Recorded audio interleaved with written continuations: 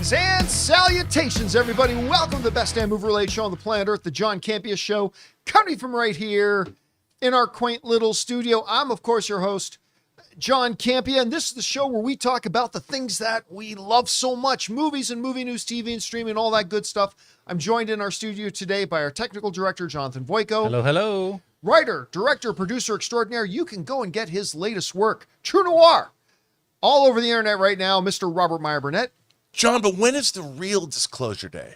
When is the truth going to come out? Next Tuesday. Do you remember there was that theory going around? It's like, I hear that Steven Spielberg is actually working with the government and they're going to coincide launching his movie Disclosure Day with the official government revelation that there are aliens. I still believe that. John, there's a director's cut that we didn't get to see. Can I tell you? Yes. At the risk of a little bit of a spoiler, for not a major thing, but for anything, can I expect my one biggest logic flaw with Steven Spielberg's Disclosure Day, which overall I like, because I thought the first two acts were so good. I thought the first two acts of the movie were so good, and I just kind of felt like it just kind of unspooled in the third act. But, and at the risk of, this is a minor spoiler, but whatever, you know, there are these aliens, which they show in the trailers. You know, there's aliens. Yeah, drunk grandpa alien with a big head. That's just, they have to wheel him in. And these aliens are pretty remarkable. They can imbue magical powers, the ability to see and project and see what's going on in different places in the world. And they have all these abilities and powers, but they never took driver's ed. Because you know what these aliens do a lot? They crash. They crash all the time. Crash, crash, crash. That's just what these aliens do, despite the fact that they are the most advanced beings in the galaxy and can give poof superpowers unto people and all that kind of stuff. But they never took driver's ed because according to Disclosure Day, they just keep on crashing. It's like remarkable. Absolutely remarkable. But anyway, I won't, enough about that. We're here to talk about other stuff today. We're glad that you guys are joining us. So, without any further ado, let's get into our stuff here today, shall we? And we're going to start off with this. Yeah, baby. Oh, behave. So, we talked the other day about, it looks like it is now official. They're going to be doing a 21 Jump Street, another 21 Jump Street. They're going to call it 24 Jump Street because it took so long they had to skip over 23. And I said, you know, this is one of the most consistently funny franchise, maybe the most consistently funny franchises, even though there were only two. But like, even The Hangover Part 2 was a major disappointment. I love Analyze This, but Analyze That was terrible. You know, all kind of stuff. Arthur 2 on the rocks. Oh, don't even get me going on Arthur 2. There's one for you. My parents let me watch those when I was a kid. But you know what the other one that just to me was consistently hilarious was Austin Powers. And according to a news story here in Deadline, Mike Myers has just said that yes, there is going to be an Austin Powers 4. It goes on to say this, the new Verizon ad, which I just watched this morning for the first time, which was hilarious. The new Verizon ad might be the last we see of Austin Powers. Asked by a fan today on Trevor Noah's World Cup watch party whether there would be an Austin Powers 4, Mike Myers responded simply, yes. He did not elaborate further. Just said, yes, there's going to be an Austin Powers 4. You know, I often talk about on this show, especially when we bring up Spaceballs and things like that, about like the single funniest moments ever in film. And one of the top of it, of course, for me is Spaceballs, now Lone Star, You'll See Evil Always Triumph. Also up in the top 10 moments ever is the Steve Carell waxing scene in 40-Year-Old Virgin, which might be one of the greatest things ever put to film.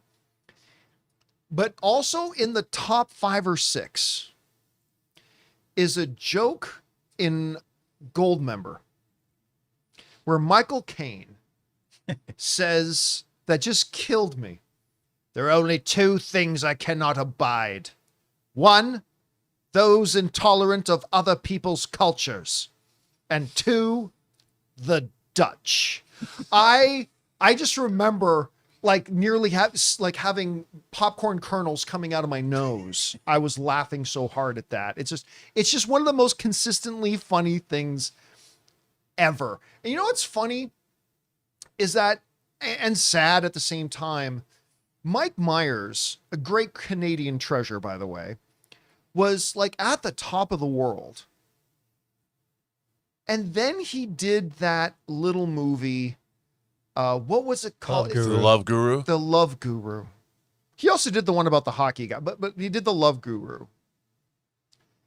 And it was terrible. It was bad. And I think it was the first time ever that Mike Myers ever had the world say to him, we didn't like what you just did. I mean, I think it was the first time in his long illustrious, whether it's Wayne's World, SNL, Austin Powers, whatever. I think it was the first time that people kind of universally didn't like something he did. And he just disappeared after that. He just like completely disappeared. And I think it hurt him. I didn't speak to Mike Myers about it. I'm just speculating, of course. And I think we as movie fans have been poorer for it. I think the disturbing lack of Mike Myers, until he popped up again in the Michael movie, and in Inglourious Bastards too. And in Bohemian Rhapsody. Oh, that's right. He's like playing the same role in Michael that he played Bohemian Rhapsody. But the overall lack of a featured Mike Myers, I think, has left us poorer over the last 15 years or so. So the question is, should they do another Austin Powers movie? Absolutely. 100% they should. And here's one of the greatest things about it. If you look at the box office history of the Austin Powers movies, the first one only made $67 million, but that's fine, and you'll see why in a second. The second one, The Spy Who Shagged Me, made $312, and Austin Powers, Goldmember, made almost $300 million.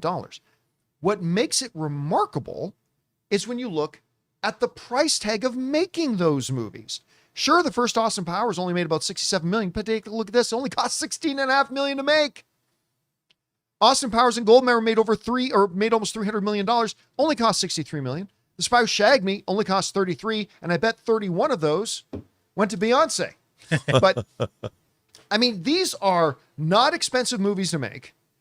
Even getting guys like Rob Lowe back and, everybody else, I don't think is going to be tremendously expensive. And you just rely heavily on the natural, incredible wit of Mike Myers. And you can make this movie for $75 million. And you can make $300 million with this. Oh, if it was really good, you could make a lot more. And that's even if it's just okay. The nostalgia-ness of it will make $300 million. If you make it really good, which I suspect they would, you could make 4 or 5. I mean, it's not going to be a $700 or $800 million movie, or anything like that, but it could be quite good. I'll tell you what, that style of humor, all that kind of stuff, it has not lost any of its edge. Again, I just watched the new Verizon commercial. I was laughing my way through it. I thought it was great. I think the world needs more Mike Myers. And of course, we're going to get a little bit with Shrek coming back, of course. Anyway, Rob, you hear this news. Mike Myers is saying, yes, we're going to do an Austin Powers 4. How do you feel about it personally? Does it make business sense? What do you think? I have to say, as a lifelong James Bond fan, when I saw the first Austin Powers, I don't think I stopped laughing during the entire runtime. When he's marching in the streets at the beginning. Do do do do. Yep. I don't know why I lost it because the combining the whole swinging 60s thing, the whole London mod era with Bond, and then in the future, and Elizabeth Hurley. Oh my God. I just loved it. I loved everything about it. And I did not like The Spy Who Shagged Me very much, but I thought Goldmember was a return to form. Oh man, do you have a little clone in you? No. Would you like to? It's still like one of the best lines ever. There's so much stuff that I own those movies. I love those movies. And I would love to see a new one. And you have to have the return of Fat Bastard. Oh, of course. Who's on Ozempic now. You could do a whole thing like you could get Rick Moranis as the villain and make that Canada's taking over the world. And they have to I'd love to see something like that and make it an all Canada fest. It's almost like, what was that movie with John Candy? Was it Strange. Canadian Bacon. Canadian Bacon, Yeah. where they think they're invading. Yeah, yeah. But there- this time it's real. It's funny you bring up Rick Moranis because somebody asked me. I did a AMA the other day, and somebody asked me, "Are we with the new Spaceballs coming? Are we about to enter a Moranis-sance with Rick Moranis coming back?" And I said, "No, I don't. Not because I don't think people wouldn't love to have Rick Moranis back. I don't think Rick Moranis is interested in becoming a full-time working actor again. You know, he stepped away for a reason. He stayed away for a reason. It took something like a Spaceballs to bring him back, but I don't think he's looking to get to be heavy in something like that. But man, a Rick Moranis as a Canadian villain in an Austin Powers movie all of a sudden has me feeling very tingly. I like that idea very much. Right? And you could even find the Elsinore Castle from like Strange Brew could be his hideout. Oh my God. Something Canadian, you know. That Do you know, I have been trying to pitch both to Ryan Gosling and Ryan Reynolds the idea of doing a Strange Brew remake with the two of them as Bob and Doug McKenzie and Eugene Levy as the Brewmeister. I've been Dude. trying to pitch that to both of them forever. I would watch the hell out of that. How good would that be? First of all, I like Strange Brew, the movie. Oh, dude, Strange Brew's a lot of it shot in my hometown of Hamilton. I love that movie. Max von Sydow. Yep. As the Come on. Yep, as the Brewmeister. Yep. You guys ever watch the Our Man Flint series? Oh yeah.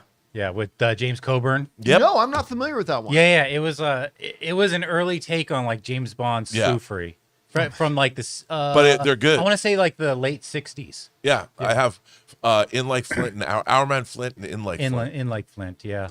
Anyway, which I have posters for. I would love to see nice. an Austin Powers 4. Question is for you guys.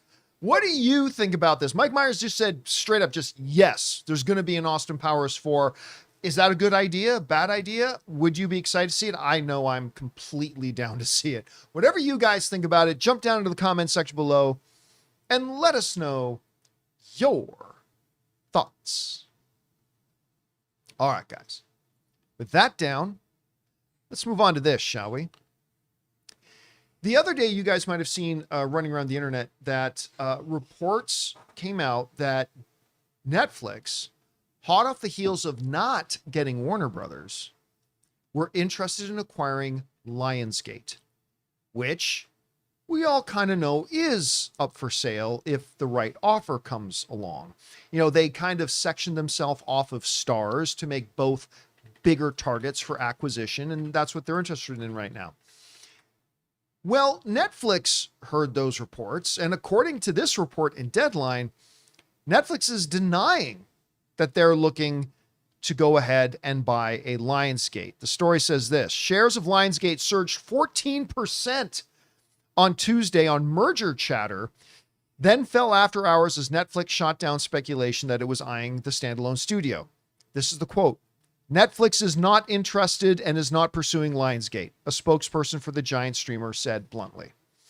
So the first story, original story, Netflix is looking at buying Lionsgate. Lionsgate puts out a very simple, straightforward statement: we're not looking at buying Lionsgate. Now, it should be noted that some of the people behind the initial story are standing behind it. They're saying,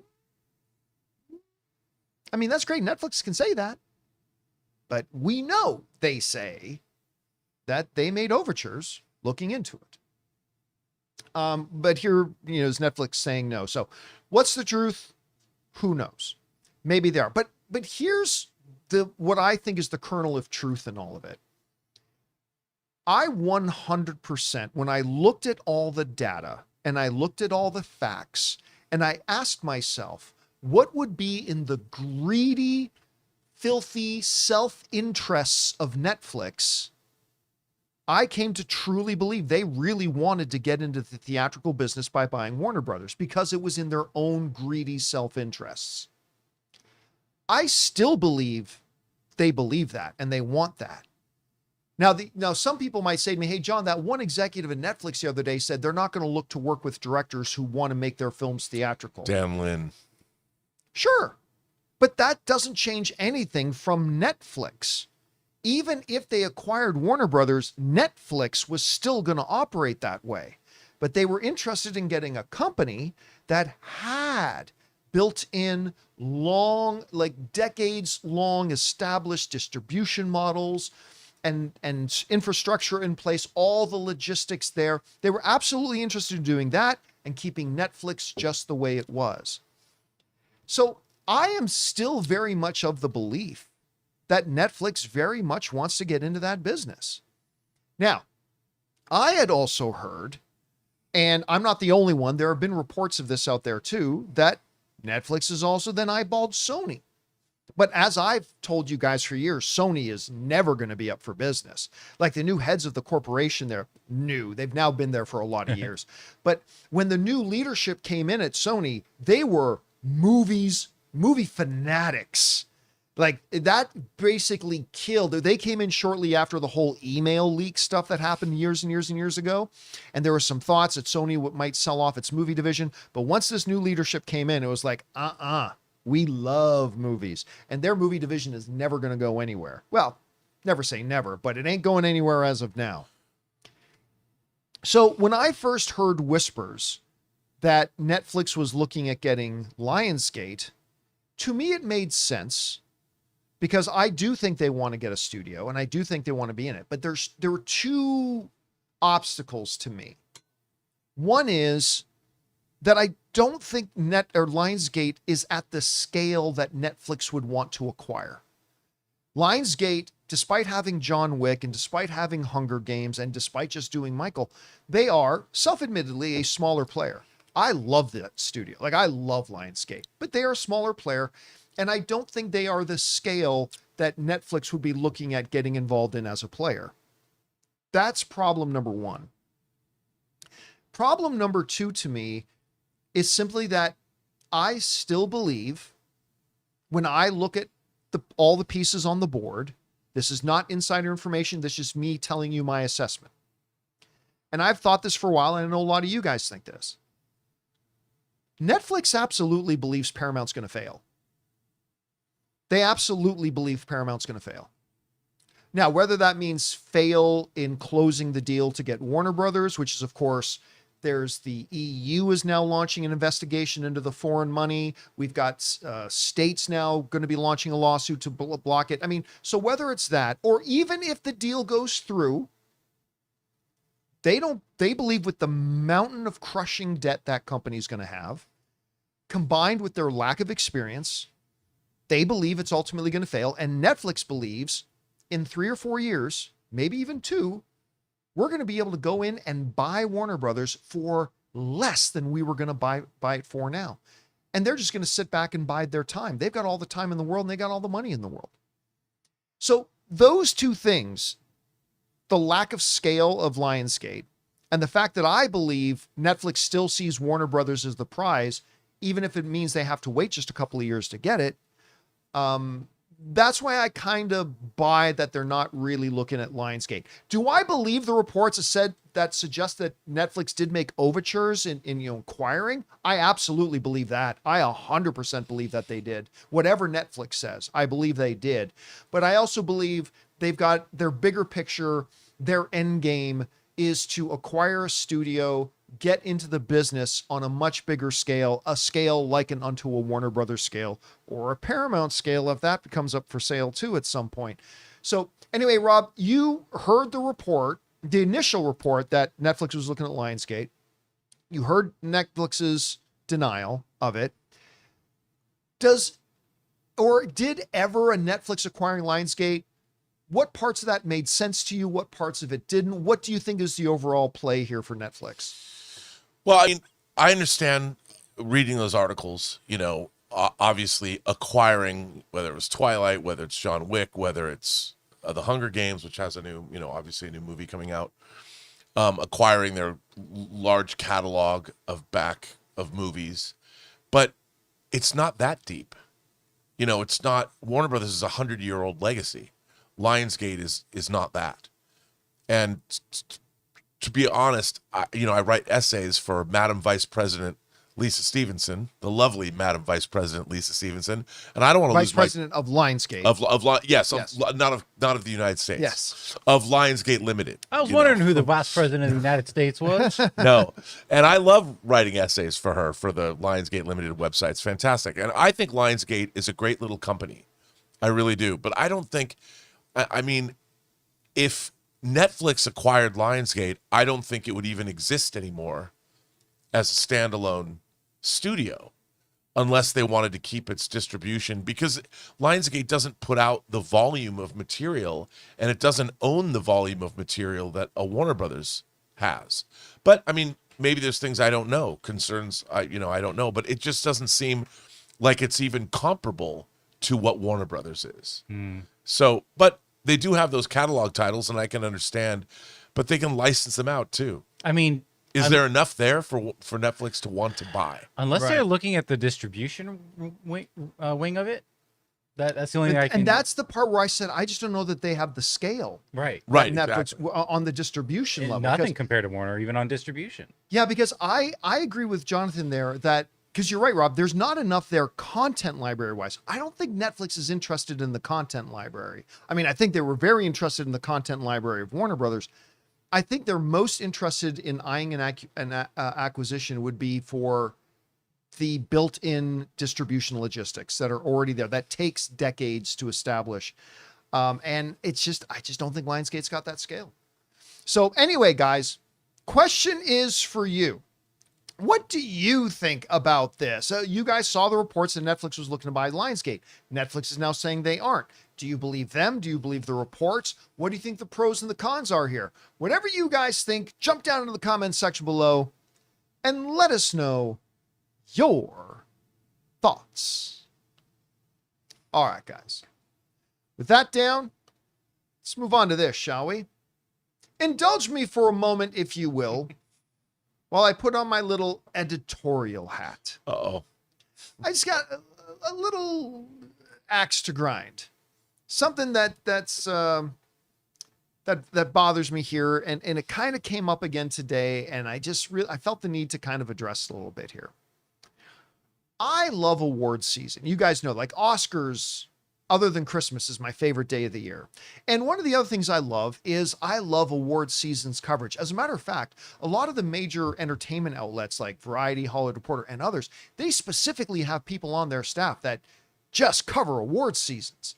And even others that don't just exclusively cover awards seasons, they do a lot of work talking about awards season. And that's great. And I love their stuff. But as is often the case, you know, you love your family, but there's that one uncle. He's still family, but you'd be okay if he didn't show up to Christmas dinner with everybody, right? While I love awards season, and I really appreciate the work of awards coverage people in the trades like Variety, Deadline, Hollywood Reporter, all that kind of stuff, there is something that I really noticed becoming a trend amongst them over the past number of years that irritates me to no end. And I'm going to give you an example of it before I tell you what it is. So I was kind of attracted over to this story over at the Hollywood Reporter today.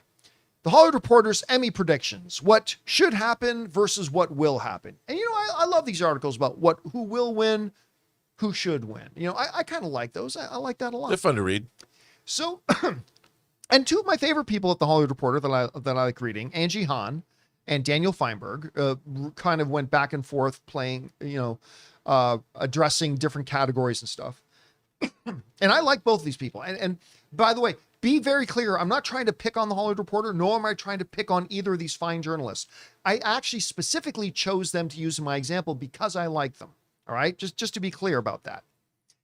But in talking about the lead actor in a comedy series, Daniel Feinberg said this: no offense to the stars of Only Murders in the Building and other familiar names and past winners, Steve Carell, Jeremy Allen White, etc., but this could be an extremely bland category.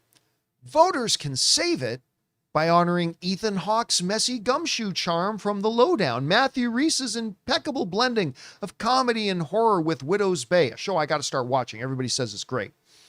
And the heightened discomfort delivered by Tim Robinson in The Chair Company. Then maybe acknowledge Tracy Morgan in the perfectly tailored The Fall and Rise of Reggie Dinkins, Yahya Abdul-Mateen II as an unlikely superhero / actor in Wonder Man, and Seth Rogen, who is better in Platonic than in the show that he won for last year. Platonic's actually pretty good. All right. Now you might be saying to yourself, John, that sounds totally innocuous. Like nothing stood out there. What's so bad? Here's the part that drives me crazy. It's this part here. Oops, sorry about that. Hollywood Reporter has this a weird habit of like jumping around when you try to highlight something. It says voters. Never mind. I'm not going to even try to highlight it. Voters can save it by honoring Ethan Hawke's messy gumshoe charm and blah, blah, blah. Here's the thing that has really come to drive me nuts about awards coverage. It has stopped being about what's best. You guys have seen it too, and it started driving me crazy. You know, whatever, name an award show. An award show ends, be it Emmys, Oscars, Golden Globes, whatever. It's like, well, the voters played it safe and they chose blah, blah, blah. They could have done something way more interesting by voting for blah, blah, blah. Was blah, blah, blah the best this year? Or was the boring safe choice the best? Because all you said was, well, they should have voted for this other person, not because they were better, but because it would have been a more interesting choice. You know, the Oscar voters, they missed an opportunity. How many times I've heard that? Fuck's sakes. You know, the voter, they missed an opportunity to really mix things up by not voting for this dark horse. Are you saying that dark horse was the best performance of the year, or the best direction of the year, or the best script of the year? Or are you just saying, could have mixed it up? And these things, I think, has ruined awards journalism. Because, again, and I'm not trying to pick on Angie or Daniel or anything. They're great. They're great. Far better than I would be. Far better than me. All right? I'm just saying, you know, yeah, no offense, but this is going to be bland. Now, you could make it interesting if you vote for these other guys. Not a single mention of deserve. Not a single mention of these guys are actually the ones who were the best performance. It was just, you know, it's going to be kind of boring and bland if you just go with these guys. You know, you could save it from being bland if you vote for these guys instead. And to somebody like me who actually values this stuff, like when the industry honors its own members, that the only question that should be on their dimwit minds is, what do we feel was actually the best? And if what you feel is actually the best is different than what I felt was actually the best, I can live with that. I'm totally good with that. Like, hey, there's so many, how many times have you guys heard me say during Oscar season, whatever, it's like, well, this person's my pick, but person B, C, and D are all so good, you're not going to hear me complain if they win either. Because like, maybe but as long as I feel that the voters are just straight up voting for who they thought was the best, even if it's not who I thought was best, I can live with that. That's okay. That's the beauty of the subjectivity of art, and I can totally live with that, and I can totally appreciate it, and I can still totally applaud it. But this whole movement in the last number of years about turning the awards ceremonies themselves into some kind of piece of performative art where, well, yeah, you could vote for, I don't know, let's say for argument's sake, Martin Short was clearly the best comedic performance this year. Just for argument's sake, let's say it was. Well, yeah, you could vote for Martin Short, but that's the predictable thing. Everybody thought he was the best this year. You know, it'd be really bold if you got that Tibetan orphan girl who was in that one season of Shrinking. There was no Tibetan orphan girl. I'm just making it up. You I was know, going to say, it would really shake it up if they voted for that little person instead. Wouldn't that be interesting? But that's not the question. That's not what this stuff is supposed to be about. You should just straight up vote for who you thought actually was the best. I don't give two squirts of urine if it's somebody who's already won the award 18 years in a row. If they were still the fucking best this year, they're still the fucking best this year. And that's all this should be about. And quite frankly, when award season journalists like this say crap like this, to me it completely delegitimizes the awards. It takes away the credibility of the awards, because now it's not about what's best. It's what narrative do you want to paint. And that's not what the award shows are supposed to be about. It should strictly black and white be, hey, if you thought somebody was the best that I thought was the worst, that's fine. But at least look at me in the eye and honestly tell me you voted that because you thought it was the best. Not because it painted the coolest narrative you want to tell or told the more interesting story at the award show this year. That to me is ruining award season. And these journalists, many of whom I respect deeply and do a 10 times better job than I would, are contributing to that erosion. And I really wish it would stop. I really wish it would stop. So I don't know, Rob, maybe that's not something that bothers anybody else, and that's perfectly fine. We all have our little nits, but that's mine. That's one of mine. And so I don't know. What do you think about that whole thing? well, I don't think you're wrong. I mean, it to me, like you just pointed out, we have a lot of people getting, like Gene Smart, for Hacks, getting multiple award nominations. If she's the best person and she's fantastic, why shouldn't she be the one? That's the only way. That's your only metric. If you're then, as you pointed out, it's not about changing up weird stuff. I do think Ethan Hawke was great in The Lowdown, though. Oh, yeah. 100%. And I really like that show a lot. But yes, I mean, changing it up is great, but unless you're going to limit somebody to only win one award, if you've won the Best Actor award in your show, that would you can't win it again. Yeah, you know how many times I've read, well, this person's already won it twice. They should let somebody else win. Fuck that. No, if that other person's going to win it, it should be because they outperformed the other guy. And if they didn't, then they shouldn't win. I mean, it's also really weird to say who's the best actor. I mean, in movies, I get it. But on a TV show, when you've got 10 hours of programming, a movie's like 2 hours long.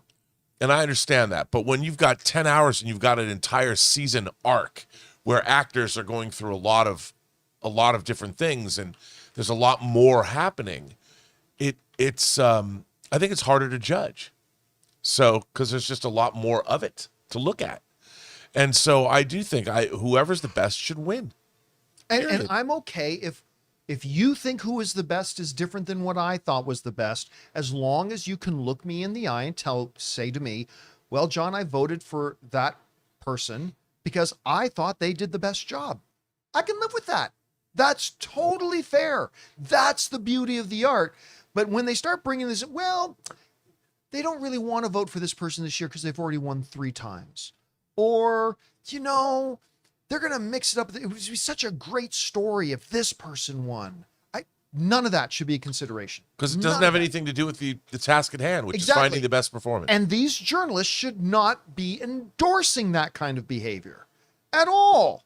Anyway, that's just my little grind my gears moment for the day, guys. Thank you for indulging me as I kind of got that off my chest. What do you think about that? Whatever you guys think, jump down to the comment section below and let us know your thoughts. All right, guys. With that down, I woke up this morning and chose violence at 5:30 a.m. so I could try to get my Spider-Man tickets. We'll talk about that in a bit. And I thought to myself, what we haven't done in a while? We haven't played ourselves a game of What's More Likely. Woo. So we thought today we would do ourselves a little game of What's More Likely. I jumped on the YouTube channel a little bit earlier and I asked you guys to send in submissions of some scenarios, What's More Likely scenarios. Jonathan's got a bunch that he picked out. So Jonathan, what do we got up here first? All right, Robert. Uh-oh. We're starting Call with me Robert. I'm in trouble now. You're going to tell us is what's more likely in this scenario. We're going to hear from Tyler. Christopher Nolan makes a movie for under 100 million, or Guillermo del Toro directs another Pacific Rim movie. Oh, not what you'd like. I What's know. more likely? Look, let me just say that if I was given 3 wishes by Wishmaster, and they would actually come out good instead of I get screwed somehow, I would wish for Guillermo del Toro to make another Pacific Rim movie. I really would, because my love for that movie is boundless. But I do think that one day Christopher Nolan will return to his roots and probably make a smaller movie. I think that it's more likely he will one day make a smaller movie because, who's to say he wants to always, he might find the story he wants to tell that simply just doesn't cost $200 million, or it's not a period piece, or he doesn't, he's not building cities that fold over on themselves. So I think that's a possibility. I don't think Christopher Nolan looks at budget or movies that have a certain budget. I think he looks at movies that are stories that he wants to tell. Yeah. Like, I don't know how much Dunkirk cost.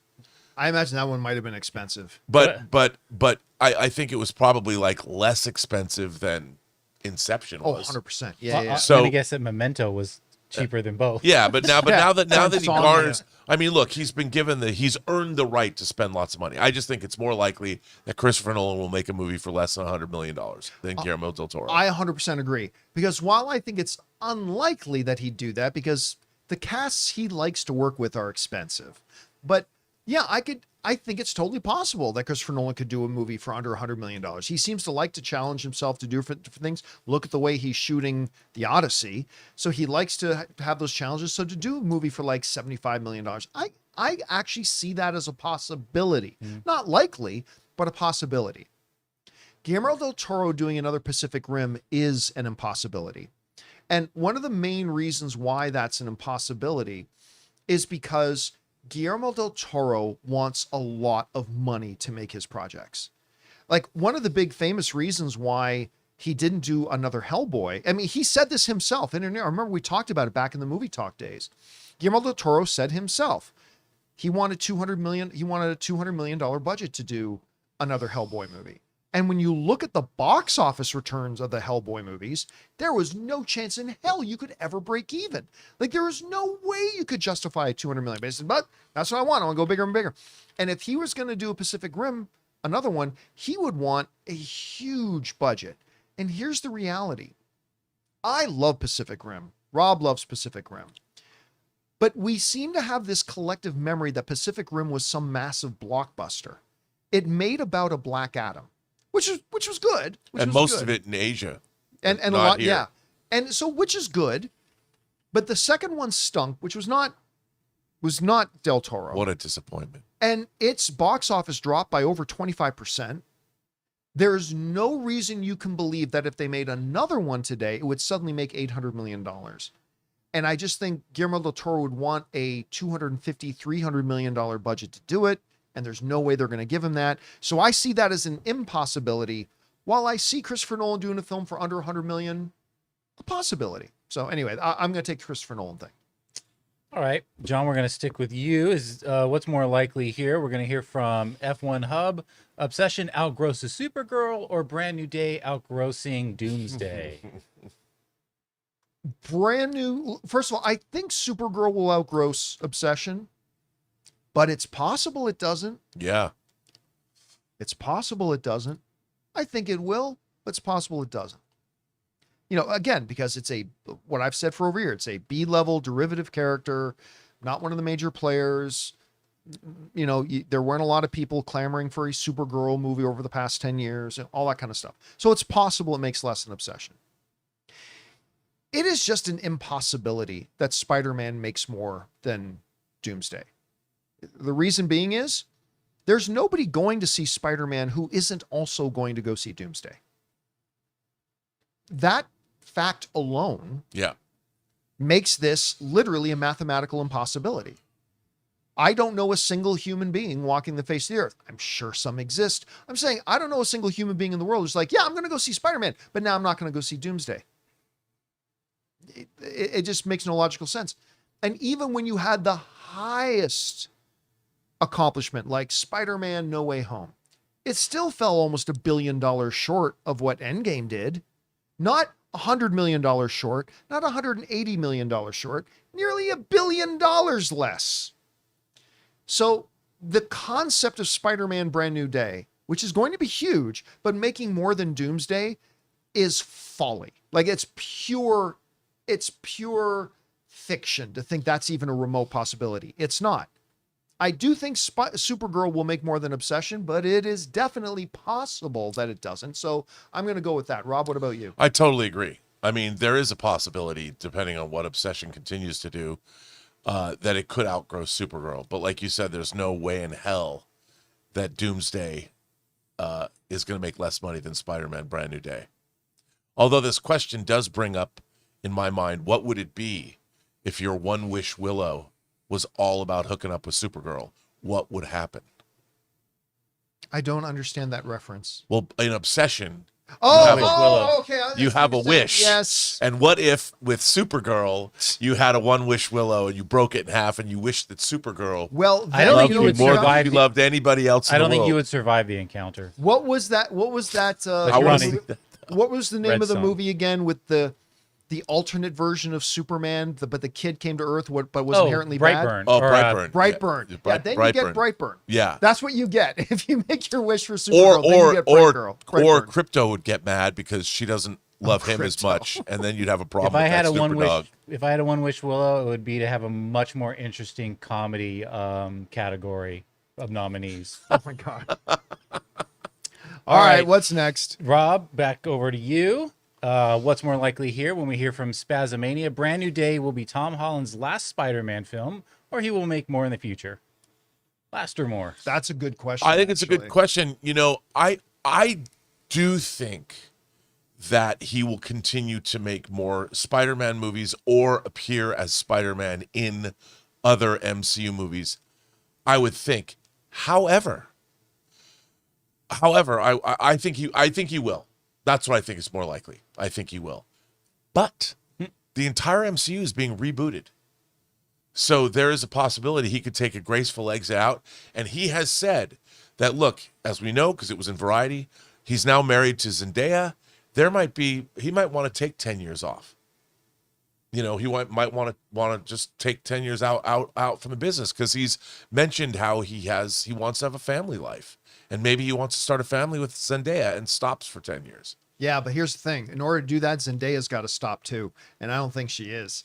Probably not. I don't think Although she's I would slowing say what they could do is, if he left, that Spider-Man storyline, it was an Absolute Spider-Man where it dealt with old Peter Parker. Right.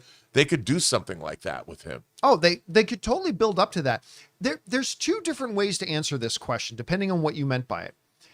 If you mean by, do we see him again as Spider-Man? Well, I don't know this for fact, but I 100% believe we're going to see him back as Spider-Man in Secret Wars.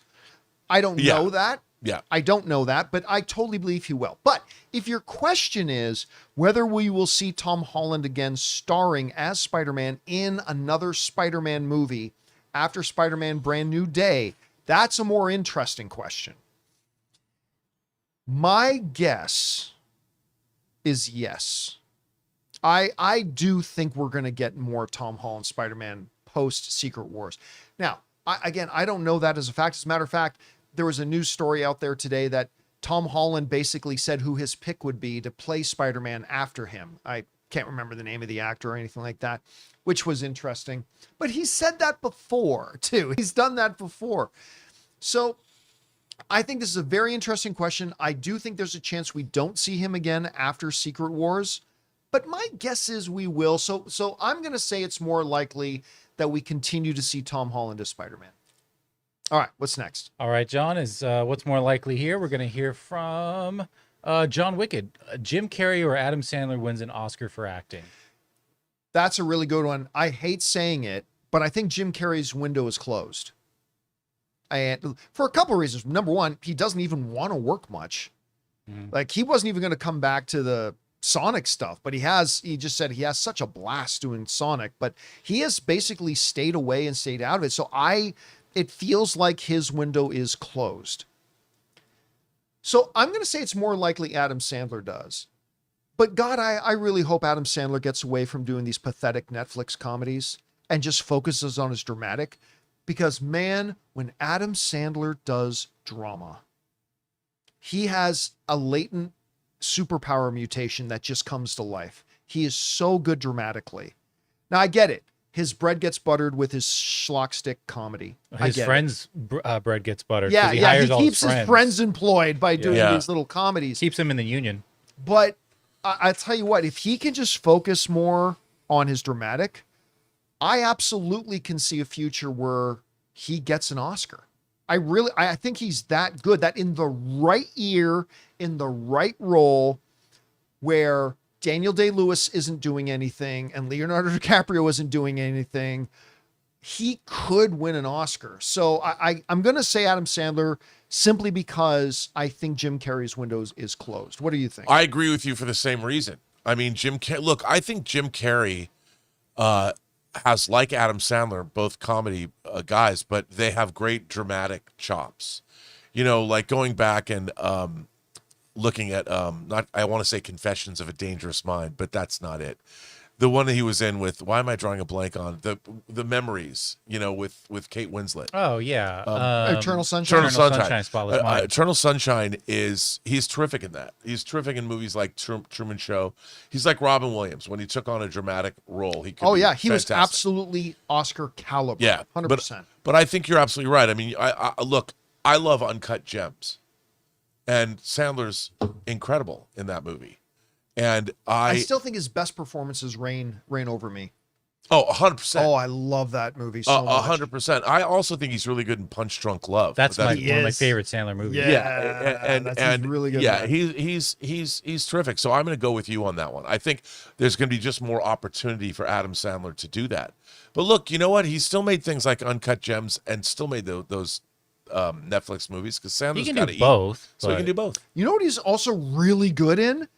That George Clooney movie that was out this past year. George Clooney's an actor, and he's it's like the name of the movie is the name of his character. Yeah, yeah. But Adam Sandler was terrific in that. Jay Kelly. Thank you. Yes. Yeah, Yeah, he was so good in that. that was Anyway. Louis who brought up Jay Kelly. There you go. All right. Okay. What's next? Let's see. We're back over to Rob. Uh-oh. So what's more likely in this scenario, Rob? From Uchi, I think. James Bond actor gets announced, or Avengers Doomsday trailer release date. Ooh. I mean, to me, it's kind of. I think we're getting close to an announcement for the James Bond movie, but I'm going to say we're going to get the Doomsday trailer first because I think Denis Villeneuve is too. He's post on Dune probably has to be entirely finished. I would imagine September, October, because they have to do all the metadata and everything to get the movie released in December. So I would imagine once he's done with Dune, we'll get an announcement who James Bond is, and I think we're going to get the Doomsday trailer before then. I think we're going to get the Doomsday trailer next month, frankly. You know, I'm going to agree with you, but I'm going to go even further. I don't think we're getting a James Bond announcement until 2027. Like, I don't think, I think we because have time. once Denis even done with the production on Dune, he's then got a global promotional tour. Right, to and he do, doesn't want to overshadow that. I don't think he's going to announce squat I agree. You're until right. after Dune 3 is out and in theaters, probably for a couple of weeks. That takes us into 2027. So I agree with you. I think 100% we're going to get the Doomsday trailer will arrive long before they announce who the new James Bond is. Do you think, let me ask you this, do you think we're going to get the same Doomsday trailer they showed at CinemaCon, or is it going to be substantially different? I think we will get the same one with minor tweaks. I know you think we're going to get one that's like demonstrably different. I don't know about demonstrably. I just think that the Doomsday trailer that they showed at CinemaCon was limited in what it showed. It was from certain sequences in the film as opposed to being more encompassing. I think we're going to have, just so it changes it up a bit. It'll probably contain a lot of those scenes, but be cut in a way that's more engaging for a general audience and not selling it to theater owners. I mean, I never would have thought we're in the middle of June, heading into July, and we saw that trailer in April. Yeah. I'm surprised. I never would have. If somebody put money on it with me, I would have lost because I absolutely, if you'd asked me 2 months ago, I absolutely would have believed that by today, June 17th, the trailer would have already been out in public. I 100% would have believed it. But now it looks like Comic-Con. And I think it's Comic-Con. All right, what's next? Okay, this is our final one here. We're going to go over to you, John. What's more likely when we hear from Jake Enta? Street Fighter will do better than Mortal Kombat 2 or vice versa? Oh, okay. Well, I mean, is that a low bar? Let me see. yeah, Mortal Kombat 2 ended up only making 200, no, not even 200 and something, made $128 million worldwide. $128 million worldwide. Almost, all right. Wow. Almost a third of a Black Adam. Almost. Now, I think Street Fighter looks like hot, vomitous garbage. I think it looks terrible. And I like a lot of the people in it, including Jason Momoa and whatever. John, the more interesting take would be Street Fighter. But John, it'll mix it up. I think it looks like putrescence. Like, I think it looks like absolute bile. Don't mince words, so John. bad. What do you really think? Don't hold back, please. But I think it'll make more than Mortal Kombat 2. If for no other reason than this Street Fighter's new. Mortal Kombat 2 was the sequel to a terrible movie. This Street Fighter is a fresh, brand new thing. And I hope it's great. Like, I think it looks terrible, but I've had a lot of movies that I thought looked terrible and I ended up really loving. And I hope that's the case with Mortal Kombat. But even if it is bad, it's got the advantage of it's not like part 2 of a terrible part 1. Right? Yeah, there are some bad Street Fighter movies that come out before, but those weren't associated with this one. This is a brand new iteration, a brand new franchise. And that basis alone, I think, gets it more than $130 million at the box office. So I believe it is much more likely that we're not talking about quality, but that Street Fighter makes more money than Mortal Kombat 2. Rob, what about you? Well, I got to tell you, I was saying this to you earlier. I saw a trailer. I think it's a new trailer for Street Fighter. I saw it in front of He-Man, in front of Masters of the Universe.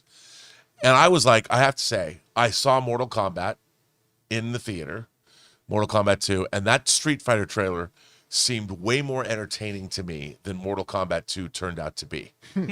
And just the characters alone and some of the scenes in I don't know if it was a new trailer or what it was, but I'm like, I'm much more interested now in seeing Street Fighter. And I think Street Fighter is going to make more money than Mortal Kombat 2 because even I, as an astute viewer, I always believe at watching things at scale. You watch things for what they are. I don't expect Mortal Kombat 2 to be like Lord of the Rings. I expect Mortal Kombat 2 to live in whatever space. But 45 minutes into Mortal Kombat 2, I was like tuned out. I mean, I was there for that movie, but it got just so nebulous. I'm like, I don't even know what's going on.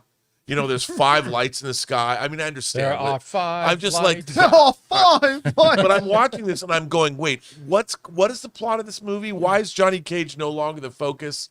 And I'm watching this hot babe. Admittedly, she's hot. I love watch her walk around. But I'm like, I don't even know what's happening in this movie.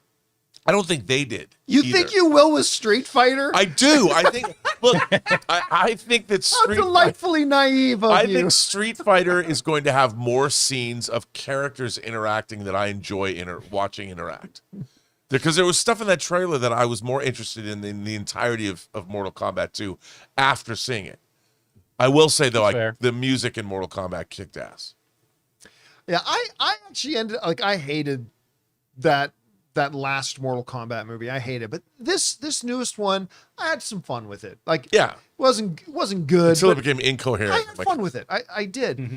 I don't think ever on the set, I'm just imagining now, I don't think ever on the set of Street Fighter did at any point a producer or two, the director and a couple of the writers get together and go, what's this character's motivation? I don't think that's a conversation that ever happened. No.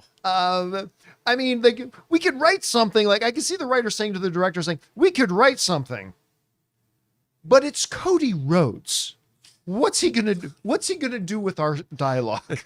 I hope I love it. I'm gonna go in. I am so ripe to be pleasantly surprised Me by too. Street Fighter. So I hope, but yes, we both believe that Street Fighter will make more money than Mortal Kombat 2.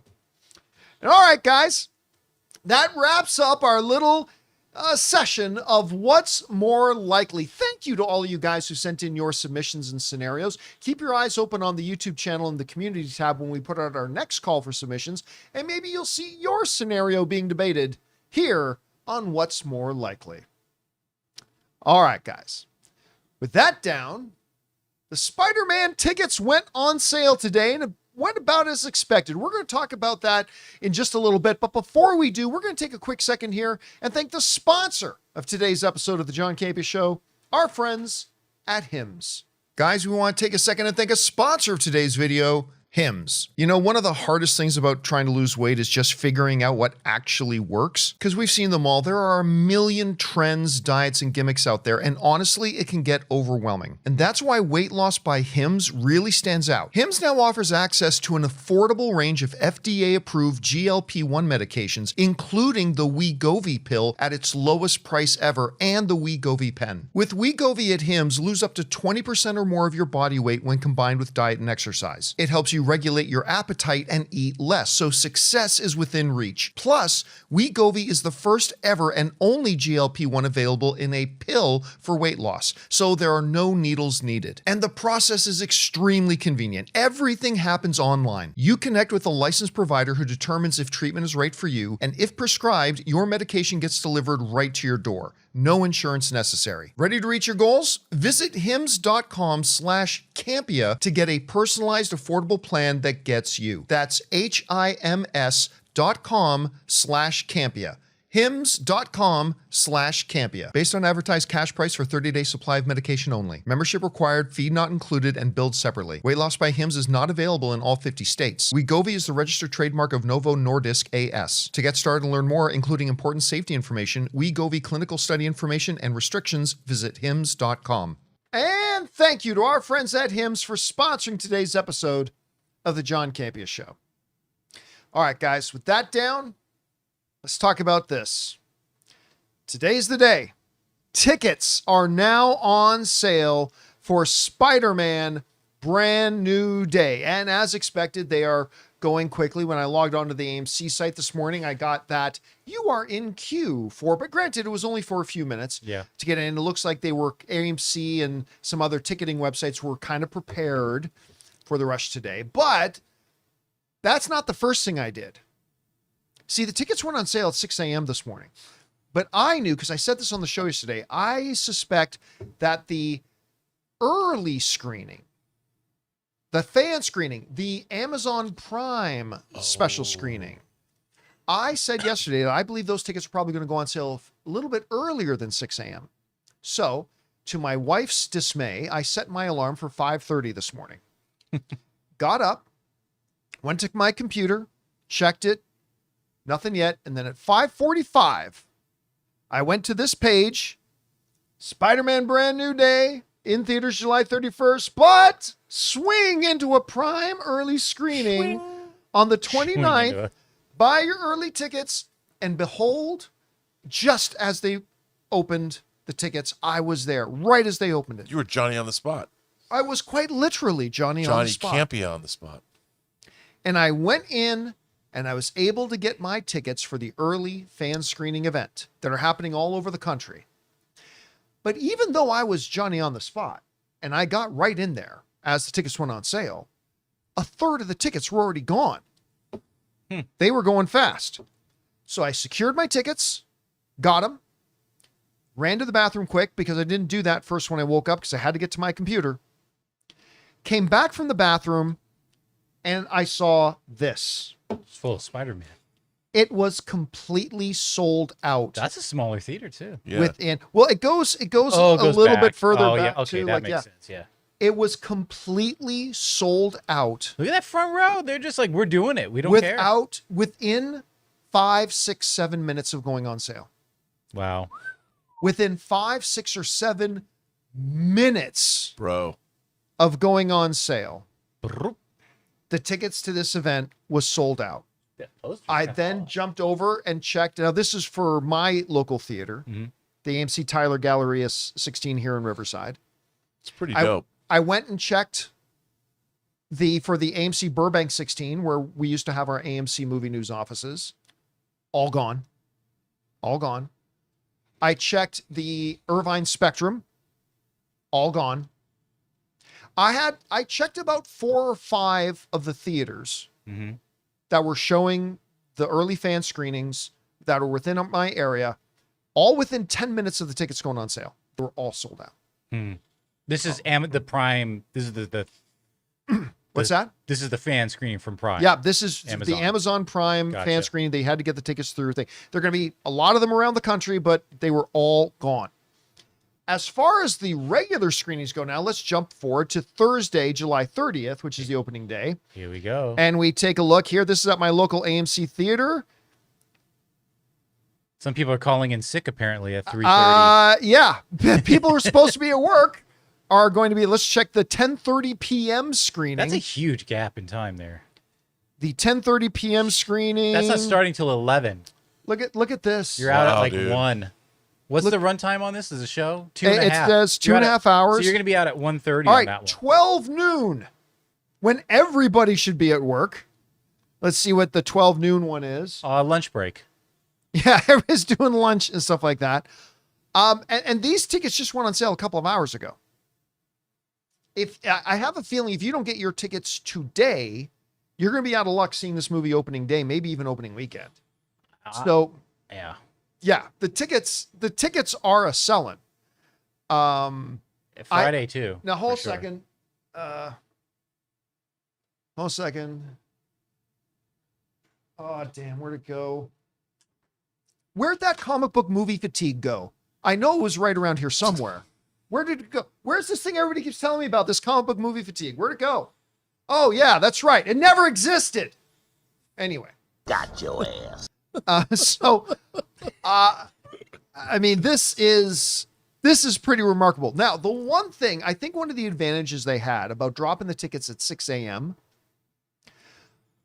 number one, I think they were more prepared for the influx of web traffic.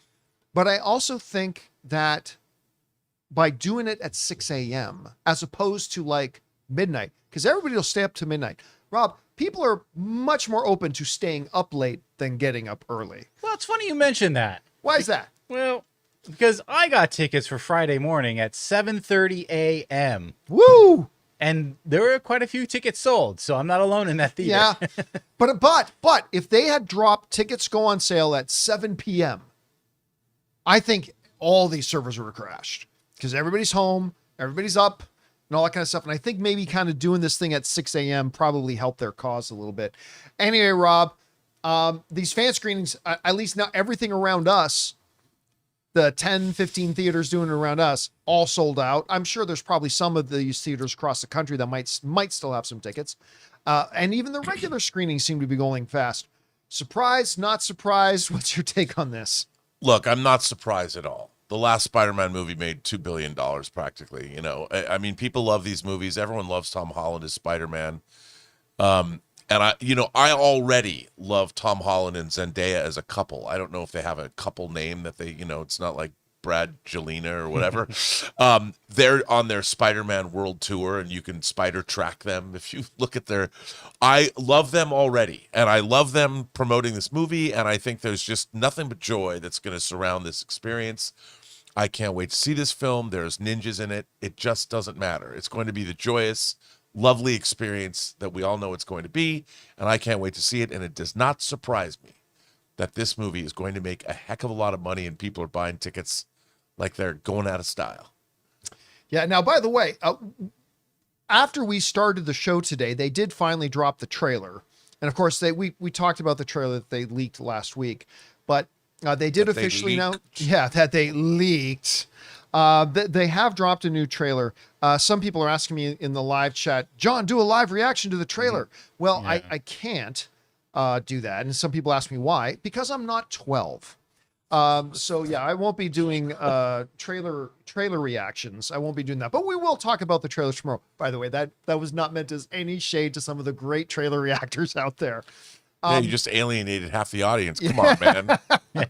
So we will talk about the new trailer tomorrow, because I have, while I have seen the leaked that Sony put out themselves, but the leaked trailer, I haven't seen it in full HD glory yet. So I'm looking forward to watching that once the show is done here today.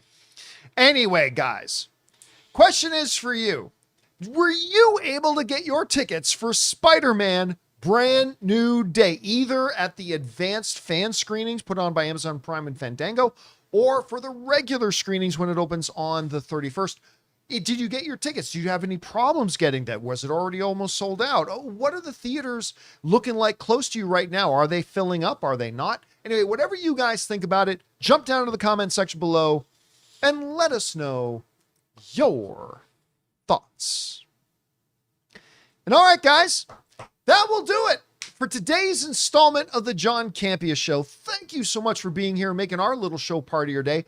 Big special thank you to the thousands of you guys in our live chat here who have been talking it up. I love reading your comments as we're doing this show. Thank you so much for being here and participating. Of course, thanks to our technical director, Mr. Jonathan Voico. See you guys soon. Writer, director, producer extraordinaire, Robert Meyer Burnett. Thanks for being here, everybody. And you know what? I will figure out a way to see Spider-Man. And most importantly, thank you to you guys. My name's John Campea, and until next time, my friends, bye-bye.